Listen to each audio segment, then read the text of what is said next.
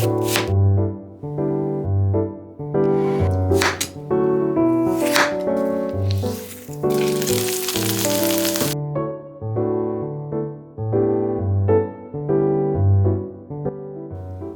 回は脂肪も老廃物もごっそり流す酢玉ねぎの作り方をご紹介します。 SNS 上でも酢玉ねぎのレシピはたくさん紹介されていて大人気のレシピとなっていますが、あるものを加えるだけで酢玉ねぎの効果を倍増させる食材があるんですよ。動画の後半では酢玉ねぎのアレンジレシピもご紹介していますので、ぜひ最後までご覧ください。このチャンネルでは体に優しい季節の料理や暮らしに役立つ情報などを配信しています。ご興味ある方はぜひグッドボタンとチャンネル登録よろしくお願いいたします。まずは玉ねぎを用意します。今回は新玉ねぎ2個分で作っていきます。新玉ねぎは皮を剥いてよく洗っておきましょう。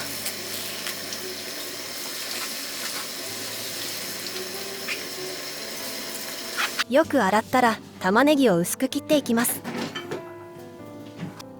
酢玉ねぎは玉ねぎを生で食べるものなので辛みが強いと感じてしまう場合がありますが、切り方を工夫するだけで辛みを軽減できますよ。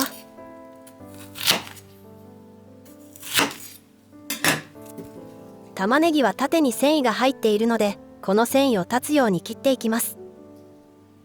繊維を断つことで細胞が壊れて食感が柔らかくなり辛み成分も抜けやすくなりますよ。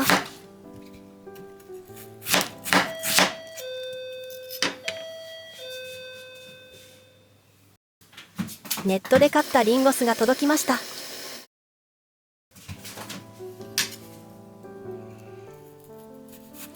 玉ねぎは切ると酵素の働きで有効成分が増えていくんですよ。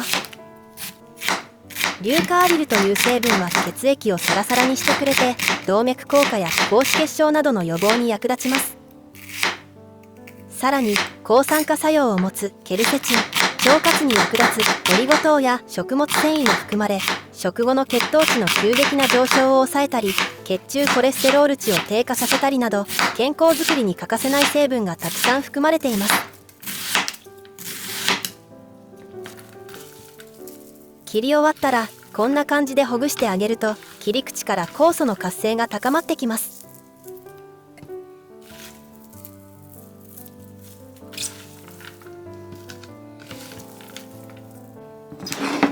次は漬けだれを合わせていきます。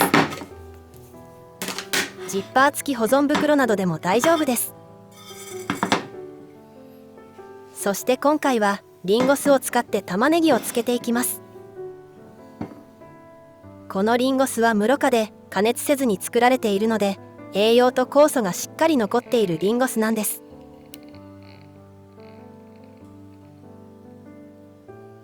下にマザーと言われる酵母が沈んでいるところがポイント。この酵母が1日から2日ほど経つと発酵してまろやかな美味しい酢玉ねぎになります。普通のリンゴ酢と比較すると濁り方が一目瞭然です。このリンゴ酢はスーパーではなかなか売っていないので概要欄にリンクを貼っておきますね。リンゴ酢はよく振って沈殿したマザーを溶かしてから使いましょう。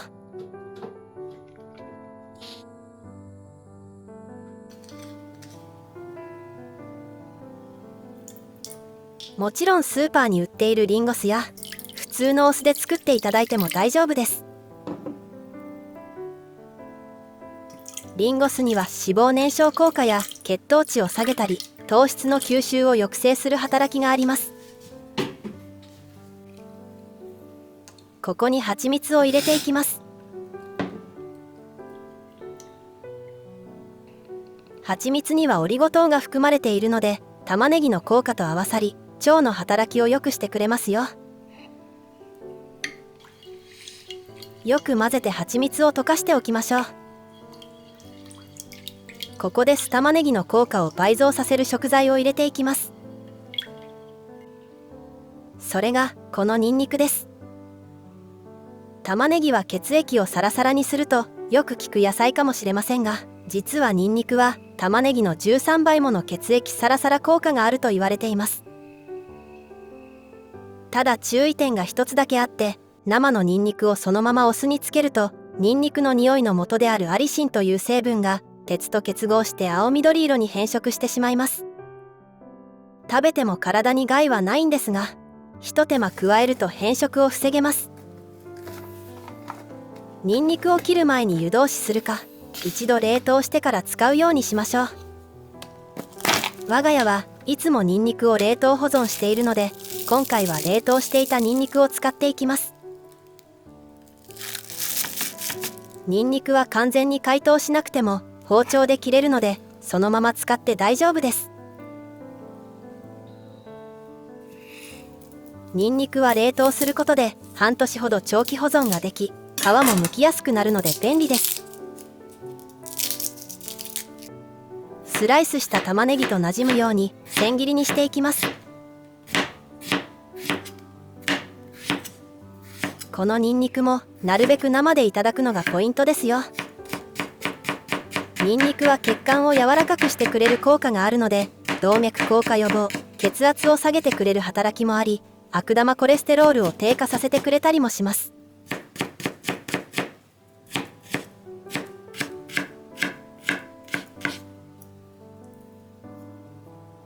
切り終わったら漬けだれに入れます。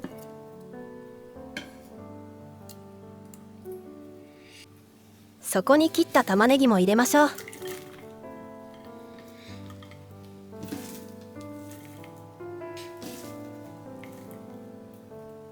最初は玉ねぎが結構なボリュームですが、よく混ぜて漬けだれが染み込んでいくことで、だんだんとしんなりしてかさが減っていきます。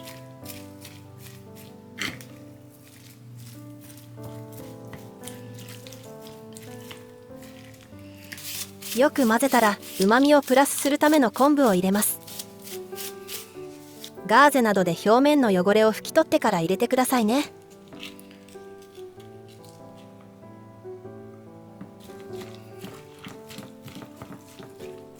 あとは冷蔵庫で1日寝かせてください。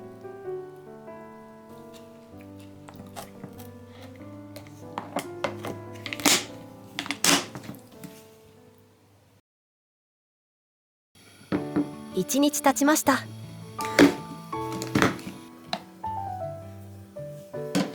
よく使って全体的にしんなりしました。爽やかな香りでとても美味しそうです。昆布は1日経てば旨味が十分出ているので取り出してしまいましょう。長く入れておくとぬめりが出てしまいますからね。この酢玉ねぎは血糖値をコントロールしてくれるので、食事の一品として毎日少し食べるだけでも体に良い変化が出てくると思います。しかし玉ねぎやニンニクは食べ過ぎにも注意が必要です。玉ねぎに含まれる硫化アリルは摂りすぎると胃痛の原因にもなってしまいます。1日 70g くらいに抑えておきましょう。いただきます。シャキシャキしていてとても美味しいです。辛くなくまろやかな美味しさです。冷蔵保存で2週間ほど日持ちします。酢玉ねぎはそのまま食べても十分美味しいですが、長く継続して食べるためのちょっとしたアレンジレシピもご紹介します。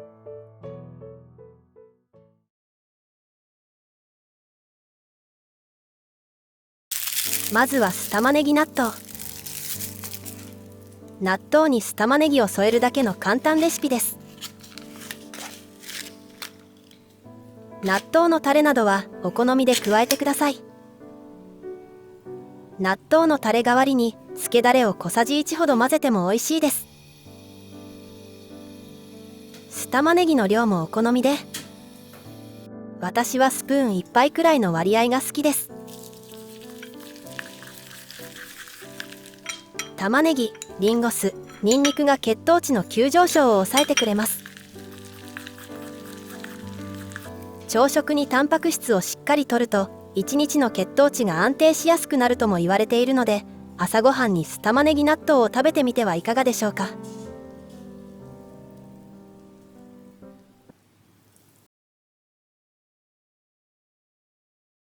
次は酢玉ねぎをトマトに添えるだけの簡単サラダ。これはあと1品欲しい時にパパッと作れてとっても便利なレシピです。トマトと玉ねぎを一緒に食べるとトマトに含まれるリコピンの吸収がアップするそうですよ。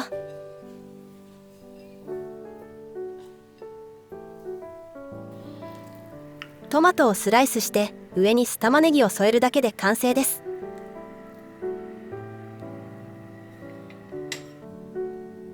最後にオリーブオイルを少量かけて黒胡椒をかけたら完成です。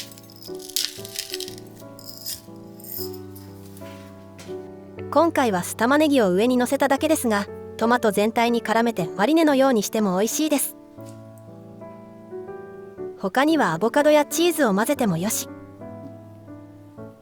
時間がない時でもすぐに作れてさっぱり美味しいので重宝しているレシピです。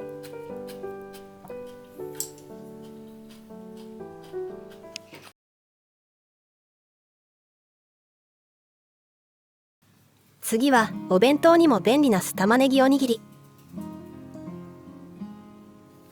おにぎりがべちゃっとしないように酢玉ねぎの水分をよく絞ります。水分をよく絞ったら細かく刻んでいきます。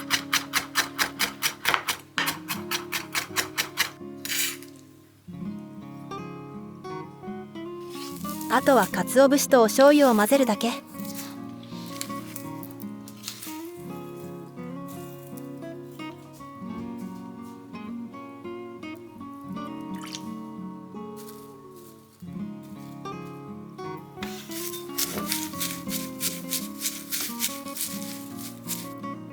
よく混ざったら完成です。あとはご飯の中に入れるだけです。だいたいおにぎり2個ほど作れると思います。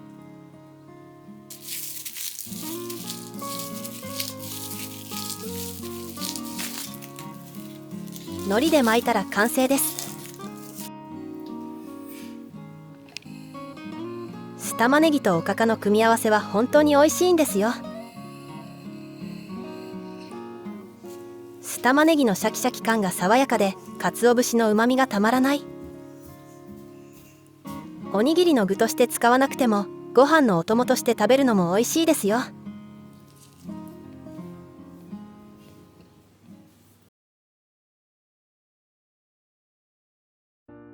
最後は酢玉ねぎの漬けだれもたっぷり使った鶏の南蛮漬け。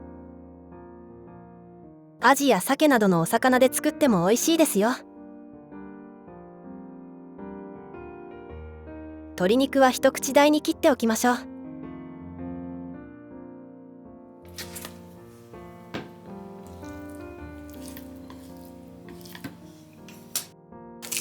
鶏肉に塩コショウとお酒を入れ、よく揉み込んで下味をつけます。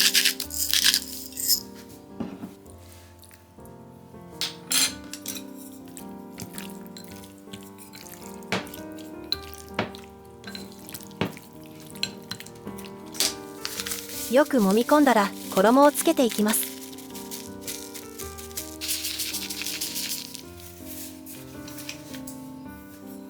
全体に衣がつくようによく混ぜていきましょう。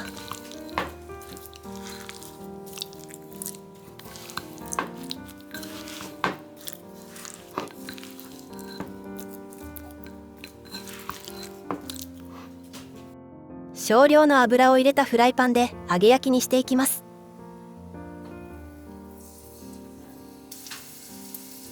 皮をしっかり伸ばして皮目から焼くとパリッと美味しく焼き上がります。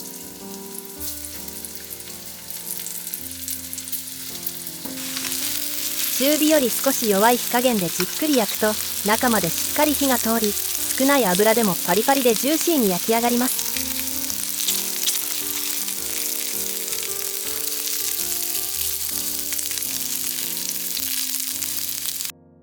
鶏肉を焼いている間に南蛮だれを用意していきます。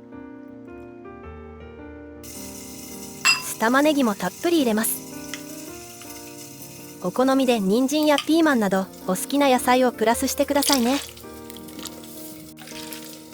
酢玉ねぎに蜂蜜が入っているので甘みは足さなくても大丈夫ですが、酸っぱく感じる方はお好みの甘味料を大さじ1から2ほど加えてください。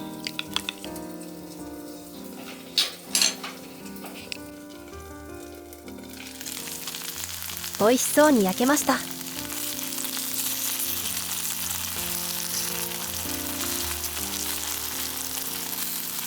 中までしっかり火が通っているのを確認したら南蛮だれに入れていきます。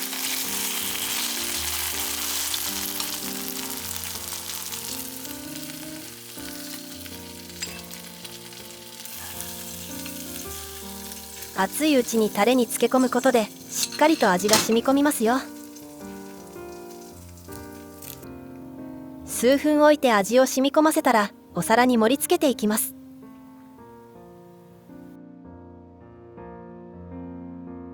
玉ねぎに含まれる酵素がタンパク質の消化を助けてくれる南蛮漬け。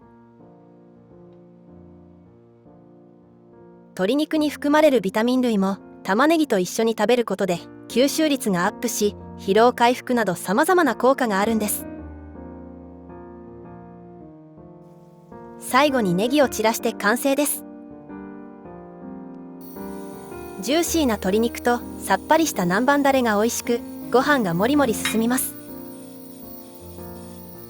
酢玉ねぎも様々なお料理に取り入れることで飽きが来ることなく継続して摂取することができ、体に良い効果が期待できると思います。ぜひ参考にしてみてくださいね。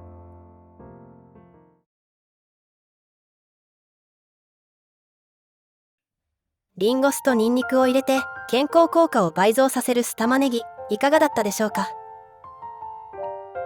毎日少しずつ食べて血液サラサラの健康的な体を目指したいですね。簡単なのでぜひ作ってみてくださいね。最後までご視聴していただきありがとうございました。